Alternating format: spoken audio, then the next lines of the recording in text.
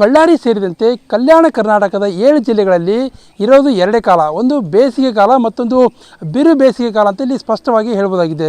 ಯಾಕಂದರೆ ಈ ಬೇಸಿಗೆ ಕಾಲಕ್ಕೆ ಮನುಷ್ಯರು ಸಾಕಷ್ಟು ತೊಂದರೆ ಪಡ್ತಾರೆ, ಹಾಗಾಗಿ ಪ್ರಾಣಿಗಳು ಕೂಡ ತೊಂದರೆ ಪಡ್ತವೆ ಅನ್ನೋಂಥ ಒಂದೇ ಉದ್ದೇಶದಿಂದ ಹೊಸಪೇಟೆ ತಾಲೂಕಿನ ವ್ಯಾಪ್ತಿಯಲ್ಲಿರ್ತಕ್ಕಂಥ ವಾಜಪೇಯಿ ಜಿಯಾಲಜಿಕಲ್ ಪಾರ್ಕ್ನಲ್ಲಿ ಪ್ರಾಣಿಗಳಿಗೆ ಕೂಡ ಸ್ಪ್ರಿಂಕ್ಲಿಂಗ್ ವ್ಯವಸ್ಥೆ ಮಾಡಿದ್ದಾರೆ. ತಾವಿಲ್ಲಿ ನನ್ನ ಬಲಬರುತ್ತಿರುವುದು ಸಾಕಷ್ಟು ಜನರು ಕೂಡ ಏನು ಜಿಯಾಲಜಿಕಲ್ ಪಾರ್ಕ್ ನೋಡೋದಕ್ಕೆ ಬರ್ತಾರೆ. ಬಂದಂಥ ಜನಗಳಿಗೆ ಕೂಡ ಒಂದಷ್ಟು ತೊಂದರೆ ಆಗಬಾರ್ದು ಅನ್ನೋಂಥ ಒಂದು ನಿಟ್ಟಿನಲ್ಲಿ ಆ ಸ್ಪ್ರಿಂಕ್ಲಿಂಗ್ ವ್ಯವಸ್ಥೆಯನ್ನು ಕೂಡ ಮಾಡಲಾಗಿದೆ. ಅಂದರೆ ಸಾಕಷ್ಟು ಜನರು ಬಿಸಿಲಿಂದ ಬಂದು ಬಳಲ್ತಾ ಇರ್ತಾರೆ, ಅಂಥವ್ರಿಗೆ ಕೂಡ ಒಂದಷ್ಟು ಸ್ಪ್ರಿಂಕ್ಲಿಂಗ್ ವ್ಯವಸ್ಥೆ ಮಾಡುವ ಮೂಲಕ ಎಲ್ಲ ಒಂದು ಕಡೆ ತಂಪನೆಯ ವಾತಾವರಣ ಸೃಷ್ಟಿ ಮಾಡೋದಕ್ಕೆ ಅನುಕೂಲವಾದಂಥ ವಾತಾವರಣವನ್ನು ಕೂಡ ಇಲ್ಲಿ ಕ್ರಿಯೇಟ್ ಮಾಡಲಾಗಿದೆ. ಇದು ಕೇವಲ ಜನರಿಗೆ ಅಷ್ಟೇ ಅಲ್ಲದೆ ಇಲ್ಲಿರ್ತಕ್ಕಂಥ ಪ್ರತಿಯೊಂದು ಪ್ರಾಣಿಗಳಿಗೂ ಕೂಡ ಏನು ಬಿಸಿಲಿನ ತಾಪಕ್ಕೆ ಕಡಿಮೆ ಆಗೋದಕ್ಕೆ ಒಂದು ಸ್ಪ್ರಿಂಕ್ಲಿಂಗ್ ವ್ಯವಸ್ಥೆಯನ್ನು ಕೂಡ ಮಾಡಲಾಗಿದೆ. ಹೀಗಾಗಿ ಒಳಗಡೆ ಯಾವ ರೀತಿಯಾಗಿದೆ ಅನ್ನೋದನ್ನು ನೋಡೋಣ ಬನ್ನಿ.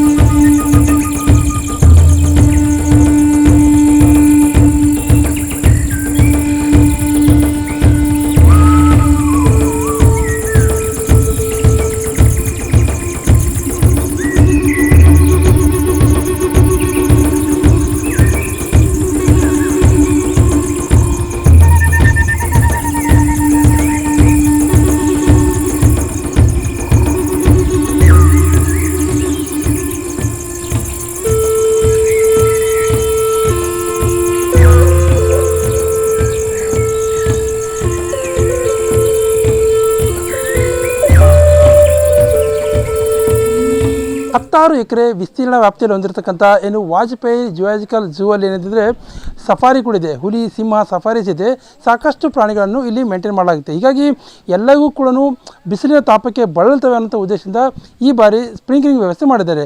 ತಾವಿಲ್ಲಿ ನನ್ನ ಎಡಭಾಗದಲ್ಲಿರೋ ನಾವೀಗ ಹುಲಿ ಏನು ಇರ್ತದೆ ಆ ಬೋನ್ ಹತ್ತಿರ ಇದ್ದೀವಿ. ತಾವು ದೃಶ್ಯ ನೋಡ್ತಿರೋದು ಒಂದು ಕಡೆ ಸ್ಪ್ರಿಂಕ್ಲಿಂಗ್ ನೀರು ಬರ್ತಾ ಇದೆ, ಮತ್ತೊಂದು ಕಡೆ ಹುಲಿ ಇದೇ ಭಾಗದಲ್ಲಿ ಓಡಾಡ್ತಾ ಇದೆ. ಇದು ಕೇವಲ ಹುಲಿ ಬೋನ್ ಇರ್ತಕ್ಕಂಥ ಸ್ಥಳದಲ್ಲಿ ಮಾತ್ರವಲ್ಲದೆ ಸಫಾರಿಗೆ ಹೋಗ್ತಕ್ಕಂಥ ಸ್ಥಳದಲ್ಲಿ, ಅಂದರೆ ಸಫಾರಿಯಲ್ಲಿ ಯಾವ ರೀತಿ ಸಿಂಹ ಮತ್ತು ಹುಲಿ ಏನಿದ್ದಾವೆ ಎರಡಕ್ಕೂ ಕೂಡ ಪ್ರತಿ ಬಾರಿನೂ ಅಂದರೆ ಬೇಸಿಗೆ ಹೊತ್ತು ಬೆಳಗಿನ ಹೊತ್ತಲ್ಲಿ ತಂಪಾಗಿ ಇರಬೇಕು ಅನ್ನೋ ಒಂದೇ ಉದ್ದೇಶದಿಂದ ಸ್ಪ್ರಿಂಕ್ಲಿಂಗ್ ವ್ಯವಸ್ಥೆ ಮಾಡಿದ್ದೇವೆ. ಹೀಗಾಗಿ ಎರಡು ಪ್ರಾಣಿಗಳು ಅಂದರೆ ಹುಲಿ ಆಗಿರ್ಬೋದು ಸಿಂಹ ಆಗಿರ್ಬೋದು ಎರಡೂ ಕೂಡ ನೀರಿನ ಬಳಿ ಬಂದು ಒಂದಷ್ಟು ತಂಪಾದ ವಾತಾವರಣದಲ್ಲಿ ಇರ್ತಕ್ಕಂಥ ಪ್ರಯತ್ನವನ್ನು ಮಾಡ್ತಾ ಇದ್ದೇವೆ.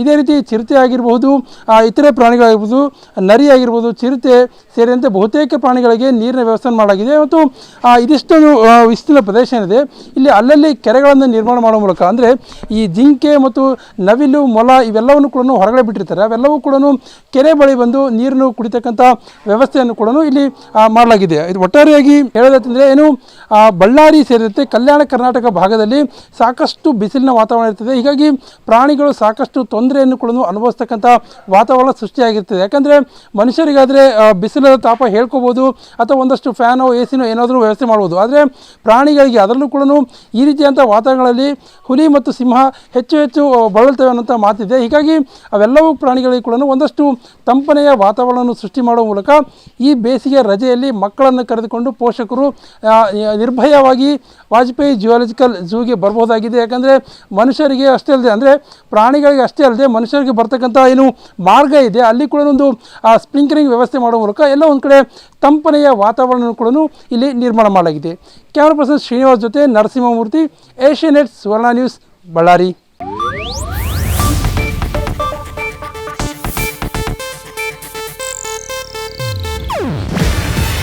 ಇದು ಏಷ್ಯಾನೆಟ್ ನ್ಯೂಸ್ ನೆಟ್ವರ್ಕ್ ಪ್ರಸ್ತುತಿ.